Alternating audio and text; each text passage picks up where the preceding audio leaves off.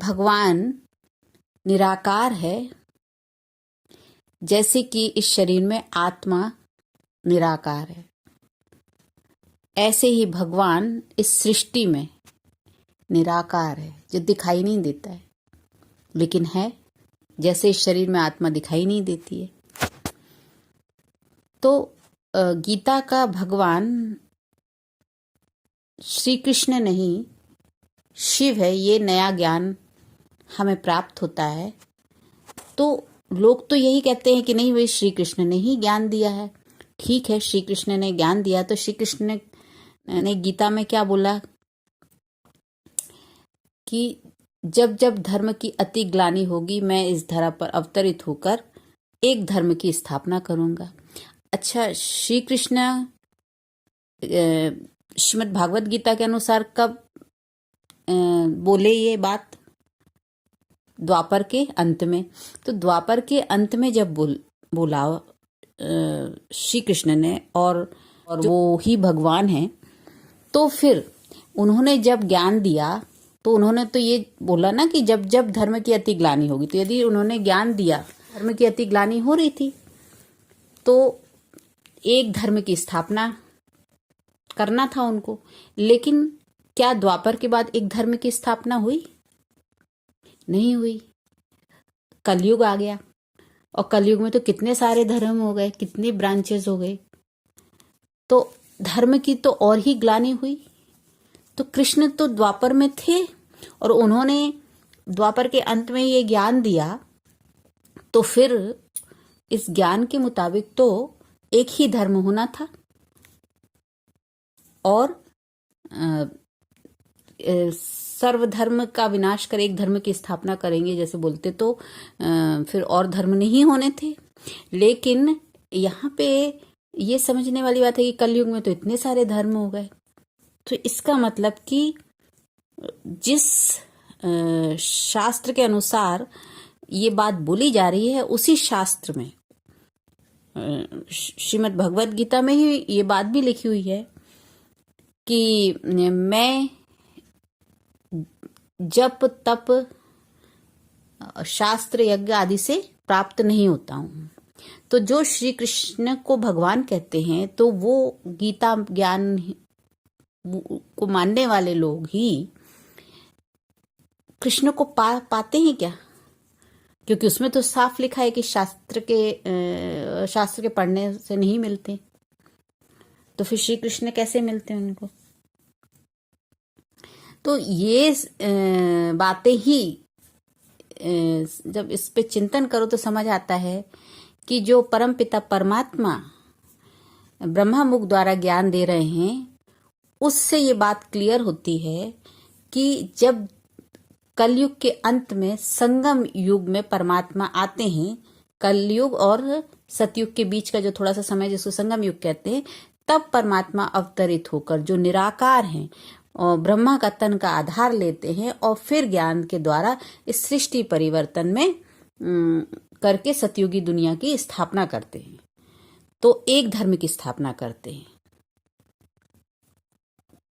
तो तब बात क्लियर होती जाती है कि सतयुगी दुनिया की शुरुआत जब होती है, तो श्री कृष्ण पहली सत्व प्रधान आत्मा होती, संपूर्ण संपन्न संपूर्ण निर्विकारी मर्यादा पुरुषोत्तम श्री कृष्णा की आत्मा होती, 16 कला संपन्न होती ना। तो 16 कला संपन्न सतयुगी आत्मा होती है। तो इससे समझ में ये आता है कि श्री कृष्णा कब मिलते हैं? जब परमपिता परमात्मा शिव का ज्ञान हम सुनते हैं, उसको धारण करते हैं, स्वरूप बनते हैं, तब सतयुगी दुनिया में श्री कृष्णा के साथ हमारा जन्म होता है, तब श्री कृष्णा मिलते हैं। तो ये बहुत स्पष्ट है इस ज्ञान के द्वारा, जो ब्रह्मा मुख द्वारा श्री परमात्मा ने, शिव बाबा ने ज्ञान दिया। उससे तो ये बात बिल्कुल क्लियर होती है कि परमात्मा निराकार है, भगवान जो है वो साकार तन का आधार लेके ज्ञान देते हैं और सतयुगी दुनिया की रचना करते हैं, जिसमें पहली आत्मा श्री कृष्णा होती है। और श्री कृष्ण की जो आत्मा है वही ब्रह्मा की आत्मा होती है, जो संगम युग में ज्ञान के द्वारा संपन्न संपूर्ण बनती 16 कला संपूर्ण मर्यादा पुरुषोत्तम का स्वरूप बनती है और जाके फिर सतयुगी दुनिया में प्रारब्ध भोगती है, माने कि कृष्ण के रूप में अवतरित जन्म होता है उनका मतलब। तो ये बात तो क्लियर समझ में आती है ना। तो फिर ये बात भी क्लियर हो जाती है कि भगवान निराकार हैं, जन्म मरण से न्यारे हैं, ज्ञान के सागर हैं और ज्ञान से नहीं मिलते, माने ये शास्त्र में जो पढ़ा हुआ ज्ञान है ना उससे नहीं मिलते हैं।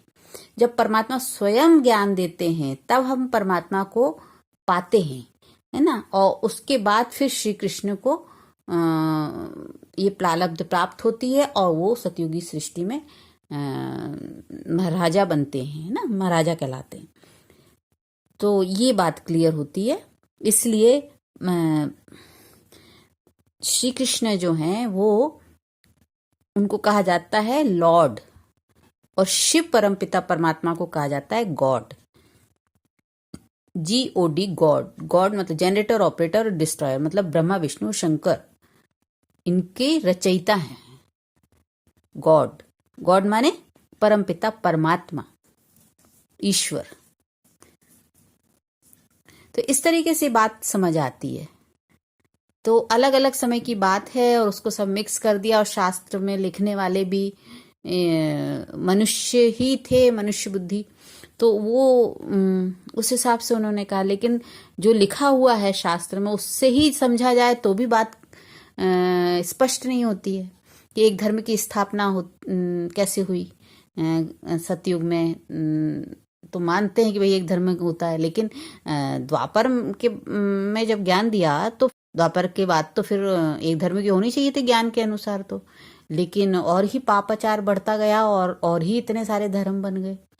तो इससे स्पष्ट होता है कि कलयुग के अंत में परमात्मा ज्ञान देते हैं और ब्रह्मा मुख से देते हैं और ब्रह्मा जिनका आधार लिया उनको अब ब्रह्मा नाम देते हैं और उनकी जो आत्मा है वही कृष्ण बनती है, संपन्न संपूर्ण बनती है, सतयुगी आत्मा कहलाती है। वो सतयुग में होती है। तो इसीलिए कहा जाता है ब्रह्मा सो विष्णु, विष्णु सो ब्रह्मा। तो ब्रह्मा की आत्मा जब संपूर्ण स्टेज बनती है तो सूक्ष्म वतन में वो विष्णु होती है और फिर वही विष्णु का जो स्वरूप होता है वो लक्ष्मी नारायण का स्वरूप साकार में सतयुगी दुनिया में होता है। तो ये स्टेप बाय स्टेप तो क्लियर समझ आता है ना। तो इससे स्पष्ट है कि भगवान जन्म मरण से न्यारे हैं और निराकार हैं और अवतरित होते हैं कलयुगी दुनिया को सतयुगी दुनिया में परिवर्तित करने के लिए, पतित दुनिया को पावन दुनिया बनाने के लिए।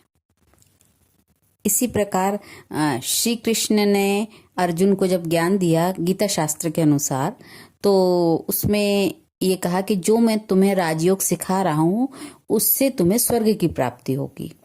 ठीक है। तो जो ज्ञान, जो राजयोग अर्जुन को सिखाया, तो क्या उसके बाद उसको स्वर्ग की प्राप्ति हुई? जैसे कि हम सब को ये मालूम है, कथा ये है कि सभी जो पांडव थे, 5 पांडव, उसमें सिर्फ युधिष्ठिर ही स्वर्ग में जा पाए थे और बाकी सब जो है वो बर्फ में गल गए थे।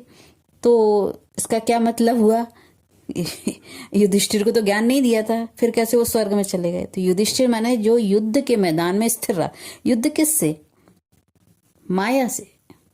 माया से युद्ध करके भी उसने अपने धर्म को नहीं छोड़ा, तो वो युधिष्ठिर ही स्वर्ग में गया। मतलब जो आत्मा माया से युद्ध करती है, कलयुग में कितनी माया है, उस माया से युद्ध करके जीत पा लेती है और परमात्मा में निश्चय बुद्धि रखती है, स्थिर रहता है, धर्म के प्रति उसका निश्चय अडिग होता है, तो वही आत्मा स्वर्ग में जाती है।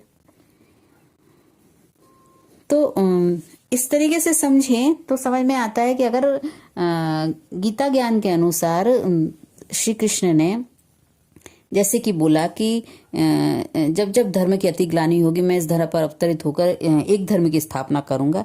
तो क्या वो एक धर्म स्थापित हुआ था द्वापर में? अगर एक धर्म स्थापित होता और अधर्म का विनाश करूंगा तो अधर्म का विनाश हो जाना चाहिए था। फिर तो अधर्म इतना क्यों बढ़ा? उसके बाद तो और बढ़ता गया। कलयुग आया तो कलयुग में तो कितना अधर्म है। तो भगवान झूठ तो नहीं बोलेंगे ना। इसका मतलब वो उस समय नहीं बोला गया है जिस समय ये शास्त्र लिखा गया है।